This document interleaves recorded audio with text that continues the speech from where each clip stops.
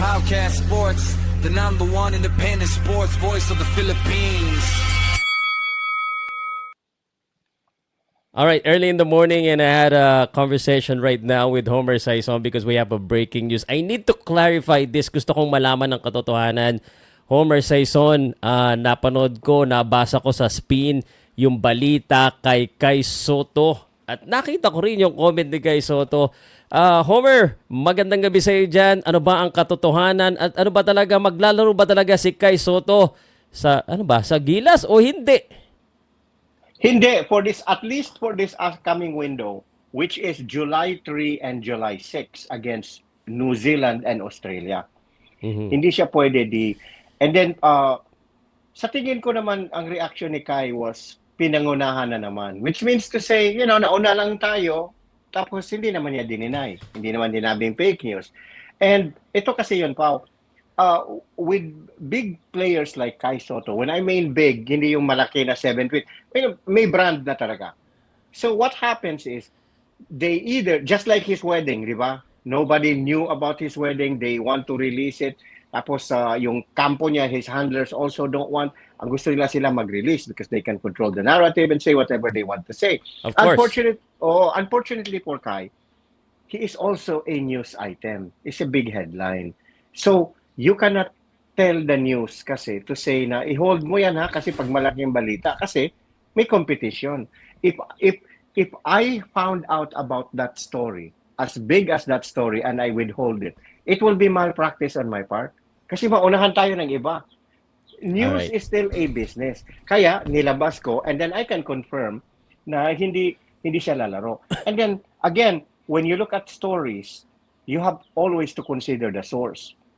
Dito, minsan, anonymous sources. But in this case, I was very careful. I wanted to make sure. So, ang source natin mismo is Coach Tim Cone, ang head coach ng Gilas. Pinangalanan mo na, ha? Yes, of course. I asked Okay. Coach Tim. I had anticipated that news as big as this, na there would be some resistance. So, while Coach Tim Cone, ang bait ni Coach Tim Cone, he was having a pre-finals dinner last night. And, he was gracious enough. Pinayagan niya ako mag-interview. And, I asked him, like, hey, can I quote you? Or do you want me to just put sources? Sabi niya, no, you can quote me. So, ganon. Oh, wow. Kaya, I'm confident na, wala ito ba yung kagabi na sinasabi mo sa akin na may breaking news? Kasi medyo kinakabahan na ako sa mga breaking news eh. Masyado, alam ko na totoo, pero ang dami talagang magre-react and there's no surprise, especially for this one. But man, this is surprising. But Homer, tell us the detail. Everyone is not expecting, or maybe wanting, dreaming for Kai Soto to go back and wear the Gilas uniform kasi siya ang malaking pag-asa natin. Unang-una, bakit hindi siya makakalaro? Injured ba siya? May commitment ba siya? Why? Well, ang reason binigay, according to Coach Tim Cone, they told us, meaning to say, kampo ni Kai Soto, na he will be attending the NBA Summer League, which will occur in Las Vegas from July 9 to 19. And now, here's where the scheduling conflict arises. Ang Gilas may laro from July 3 to July 6. So, even in the best of times, na matapos agad ang laro ni Kai, sa New Zealand or Australia yata yung second game, then he will have to fly across the pond, across the globe, to go to the United States. Pero here's the problem. Sa NBA Summer League kasi, if you audition or want to be rostered, you have to be there at least like a week to 10 days before the start of the camp. So kung July 9 magsimula, you'd have to be there by at least July 1st. So, to me, there is this choice between Kai na ano ba ako, Summer League or Gilas? So, I think ultimately his team decided na NBA sila because gusto naman talaga ni Kai talagang pupunta sa NBA. And even Coach Tim Cone, he harbored no enmity. Sabi niya, we support his NBA dream. Oh, ganon. So, this is a happy story. I mean, we're rooting for Kai, pero yun na nga, nakakasad because we do need Kai, for the Gilas team. He just becomes he makes the team a lot better, Pao. And then wala pa rin si QMB. So we were cut down to size immediately, di ba? So Yeah. yun. So this is a feeling of bittersweet, and I understand. And syempre, it's obvious that they picked the NBA dream than the Gilas, and it makes sense. I understand it. Sabi ko nga, masaya tayo kay Kai because he's still pursuing his NBA dream.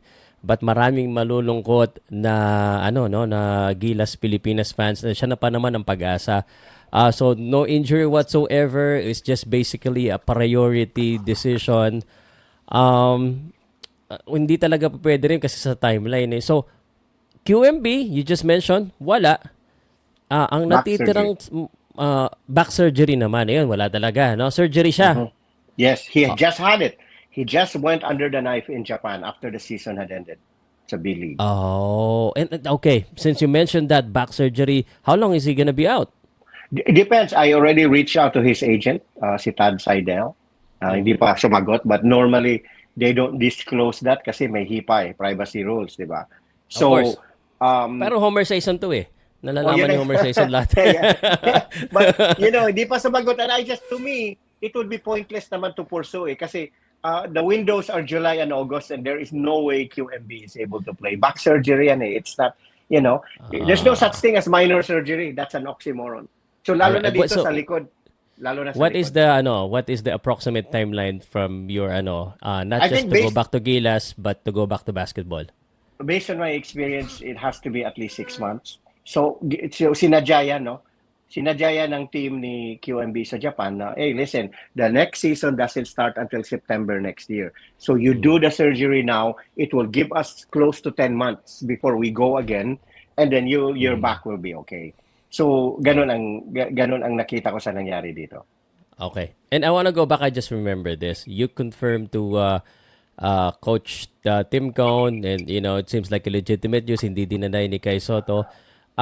You had an effort to reach out to Kai Soto's team. Wala pa silang sinasabi kung ano talaga yung movement nila. Crickets. Crickets again, pa. I think they're not prepared to talk about it yet. So we never really know what's going on besides behind the scenes. Why do you think so? Why are they not prepared? Well, we don't know the dynamics, di ba? Ano ba, what kind of negotiations were they going through? Kasi remember, the last time Kai was unable to play was because, sabi ng kampo nila, nag-recover din ng injury, but it didn't make sense because Kai was playing already in Japan and doing double-double. But from what I found out, there was an issue of money. And so that was the issue. And then ngayon, di natin alam. But to me, I would give Kai's camp the benefit of the doubt na he really wants to pursue that NBA dream. And Gilas can wait. Bata pa naman si Kai. He has plenty of time. Si Japit Aguilar nga, 37 na, di ba? And he's still playing for Gilas until he retired last year. So, Kai would have plenty of time to rep the Philippines. So, kaya na iniintindi ng SBP na, we support your dream. But for now, bugbog sila without Kai. And without QMB. Because that's 6'10", 270 pounds. Yeah, we're gonna talk about the future of Gilas. Sabi ko nga, Kai Soto in the fractured Gilas lineup, the big man pa. Pero pwede ba kitang intrigahin pa dito ng konti kay Kai Soto? So, based on the history, based on what has been happening, technically ba talaga, if sisingitin, pipilitin, yung schedule talaga hindi maa-allow si Kai? Wala talaga. Kumari, may exemption ba talaga na? Kasi, naman siya, center at saka a rare commodity, especially, sikat siya, hindi talaga kaya. No, it has to be. This is one of those things na para bang, it's either you deep fry or you go air fryer. Hindi pwede, you can't have it both. Na air fryer mo half and then deep fry mo the other half. No, it just doesn't work. So this is not a question of really money kasi that's what I'm trying to get into eh. Well, hindi talaga totoo sa pera sa tingin mo. Tingin mo tingin mo ang tanong ko Okay. Yeah, sa tingin ko. But then if I were to play devil's advocate, here's the thing. What if SBP gives you a lot of money you can't resist and you can just say, you know what? Next year na ako mag-summer league to give my knees really time to heal. Di ba? Pwede naman eh. Di ba? So, di ba may kasabihan? Everybody has a price. Yes, of course. So that's why I'm saying that while Gilas can wait because there are many windows every year, the summer league also happens every year. Yes. And to make it to the NBA, Pao, you don't even have to play in the summer league naman eh. Pag Yes. nakita ka ng mga NBA team, they would sign you from whatever league you come from. May mga maraming players ng NBL sa Australia na na-sign sa NBA without going through summer league. I understand. Yes, that's true.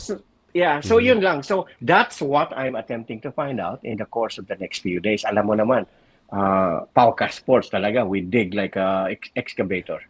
All right. And I'll dig you like an excavator today. The NBA Summer League, hindi pa kino-confirm. Pero ikaw ba, from other sources, do you have any idea which team is he gonna play in?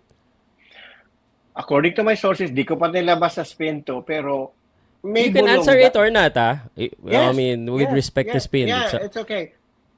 Lakers daw eh, may interest daw. huh? Lakers or Clippers daw. What Both teams, the? both teams, by the way, both teams. Nag-text na ako kay sa kampo ni Kai. I said, "Hey, I'm hearing stories na Lakers and Clippers may be interested in, looking at Kai and putting them in the summer league roster." Totoo ba? Hindi pa sumagot. So, I cannot confirm that, Wow, obviously. Los Pero Angeles. those are just two of the teams. And it makes sense because LA is, the epicenter of basketball. Diba? Yeah. So, lahat ng mga malalaking basketball happenings nandun eh. The king is there right now, LeBron James. Diba? So we don't know yet. Kasi look at last time. Last time, I had an idea last time na nag-report ako yung first time ni Sky sa Summer League. I heard of 4 teams. Orlando Magic, Dallas Mavericks, New York Knicks. But he actually, it was actually na-report ko na may mga teams confirmed na we're looking at him. Pero it's from out of nowhere. We haven't seen yet. And tight-lip ang kampo ni Kai Soto. Right. But syempre, magandang Homer clip na ito sa mga vloggers kay Soto sa Los Angeles. Either Clippers or, we know that Lakers is like the Ginebra of the NBA. So if this happened, this is really a big news. Grabe. And Pero, also, Pao, I forgot to mention this. Los Angeles is teeming with Filipino Americans. So grabe ang Phil-Am community doon. yeah. Diba? Pero the last time kasi naglaro siya, dun lang sa practice session eh. Hindi siya nakaabot sa Summer League mismo eh. Do you think he has a chance now to really go through, at least sa Summer League lang muna, sa Summer League roster, actually playing and not just the practice session? Yeah, yun na nga. That's remain to be seen. But ang dami kasi pa eh. That's the thing with the Summer League. Ang dami mong kompetensya. You have over 1,000 players from the NCAA that had graduated or had lost eligibility. So doon sila. You have players from 4 years back na undrafted na gusto pa rin papasok na sasali sa Summer League just to put their former NBA players that want to come back na doon sa Summer League. So ang dami kompetensya but let's see. I cannot speculate further pero ang Lakers naman pa, sino bang big nila? DeAndre Ayton, he basically didn't play in some games because mabagal ganito. Clippers, they played Ivica Zubac. Maybe they're in the market for a big like Kai, a modern big. Diba? So, pwede naman i-rationalize. And that's why, when I heard that news, sabi ko, pwede But then I just couldn't get confirmation from his team. And the reason for that, Pao, kasi here's my read on that. Ayaw ng team ni Kai na ipalabas ng mga ganito because other teams might look at it na forum shopping to Parang hindi lang kami pino-forum shop di ba? Yeah. So, I understand. that's one angle I see from this issue. Yun lang, hirap iwasan ni Homer Simpson. Hindi ko alam paano pa niya nakakuha ito. Kaya marami mo But eto na, we've discussed about Kai Soto, the potential. I wanna, before we move on to I wanna talk about QMB. And Junmar Fajardo, I'm surprised about this. But my last question to you, you don't need a source for this. I want you to analyze after years and years of Filipino fans wanting for a Filipino player to play in the NBA, at least in the Summer League. From your personal assessment and from what you saw with Kai in Japan and his recent play, what do you think personally is his chances? And can he now make it to the NBA? Is now the time, maybe the next season, for Kai Soto to make it to the NBA, according to Homer? What do you think? Wow. sa tingin ko dito, Pao, may chance, but depende talaga sa team. It depends on what system you're gonna be playing with. Like for instance, if you play for a team like the Oklahoma City Thunder, there's no spot for Kai Soto there kasi nandun na si Hartenstein at saka si si Holmgren. You play in whatchamacallit, New York, nandoon na rin si Mitchell Robinson at Anthony Towns. So you look for teams that need a legit big that who can move like Kai. Hindi naman mabilis talaga si Kai like Chet Holmgren or Wembanyama, di ba? But what about the Bulls? Walang big ang Bulls, di ba? There's so many teams I can tell you. Indiana Pacers, nawala na si Evan Turner, right? So depend talaga. And I can skill-wise, maybe kulang pa ng konti. But sometimes teams tend to overlook that if they think you can be a project. O pwede kang ito, project natin. Just like ball. Manute Ball was a project in the NBA basically. Kaya hindi siya nagtagal 6 years siya. I mean, what I mean is hindi siya nagtagal ng isang team. One team took him in as a project. Tingnan natin. And then they said, hindi kaya. I-trade natin. Tapos dumating sa Phoenix, hindi pwede. Release natin. But there are teams that are willing. That are willing to invest on players like Kai Soto. Hindi naman mahal si Kai. If he ever makes it to the NBA through the summer league, he will be signed as a free agent. Hindi siya top 10 draft na that would command 14 million a year. Pwede siya sa 850,000 a year lang. And then those are expenses na kaya naman i-write off ng isang NBA team as an investment. So in that regard, pwede si Kai. Yes. Pwede si Kai, pero project, pero you're kind of like telling to me, not straight, that Kai doesn't have the NBA skills yet. Not yet. I mean, like in terms of nakita natin ngayon sa mga bigs, kulang pa. I'm not saying he's not gonna have it, pero kulang pa talaga, Pao. I mean, that's just my honest opinion. He needs to develop. Of course, I understand. I mean, we're all honest here, and that's why I like you. You're honest, you're straightforward. Kaya na political correct answer yung ginawa mo kanina, but let me ask you this. You mentioned you mentioned a lot of the situation there. You didn't mention Lakers and Clippers. And why would the Lakers and the Clippers even consider this if he's not potentially gonna fit in with those teams that you mentioned earlier? Again, Pao, the summer league is kind of like the equivalent of window shopping. Okay. You go to a store. And just because you're in, di naman to restaurant na nakapasok ka, parang obligado ka na mag-order. Kasi they're gonna seat you, they're gonna give you a menu. Sa mall kasi, when you go, you're entitled to roam there. And maka-window shop ka, and you can get out of the mall without making any purchase. So basically, yun ang Summer League. So, and that is why Summer League rosters have up to 20. That's why there's up to 20 players in there. Yeah. Kasi they can, you can come here, we can look at you, and then, again, like I said, in the 2025 NBA Summer League, 30 teams, 20 players per roster. So that's 600 players, right? Yeah. Alam mo ba, how many got a NBA contract? I don't know, maybe less than 20%? One player. One player out of 600? Yes. Oh my goodness. Come on. Katindi. Yes. When I say NBA contract, na guaranteed na nasign ka. Yung iba, pwede mga two-way contract like, yung Kawamori. Yung Japanese point guard. Yeah, he got a two-way contract for the Chicago Bulls. There are other na two-way contract. But NBA contract na talagang nasa 15-man roster ka, only one guy got it. Yeah. And I think that was the year before. And sa 2024 yata yun. Sa 2025, wala talaga. Zero. Nobody got an NBA contract. Yeah. Iba talaga ang kalidad ng NBA. My last question for Kai. Yes. Is last question na to, and then let's touch on QMB and Junmar. Last question. If obviously if NBA Summer League works, then he has something to do during that time frame.